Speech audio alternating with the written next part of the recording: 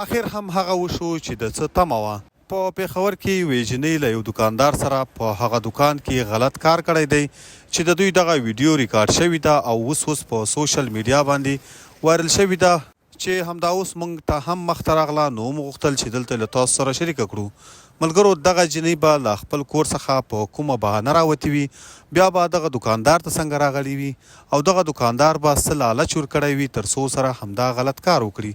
قدرمن دوستانو ویډیو تر پای را سره وګورئ. په همدې ویډیو کې د همدغه دکاندار او همدغه جینۍ ویډیو هم در سره شریکوم او په اړه نور پوره معلومات هم درکوم.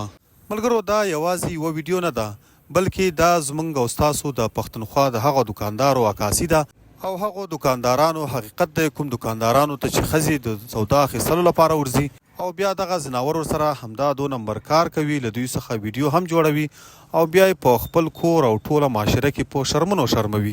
ملګرو زموږ په دغه یوټیوب چینل کې تقریبا دا 9 که 8 ویډیو ده چې د پېښور د دکاندارانو داسې غلط ویډیو دي چې ښځه ورځي دکان ته او همدوی ورسره همدا 2 نمبر او ناروا کار کوي. ملګرو د دغه تازه وایرل شوي ویډیو څخه دا معلومیږي چې زموږ او ستاسو د پښتونخوا دکانداران په مارکیټونو کې د پردیو تورسرو له عزتونو سره لوبې کوي. قدرمن دوستانو لکه څنګه چې مو تاسو ته درته ویلي چې زما په دغه چینل باندې 8 ویډیوګانې داسې دي چې پکې ښکاري د پېښور پښتانه دکانداران له دغو ښځو سره په خپلو دکانونو کې داسې ناروا کار کوي.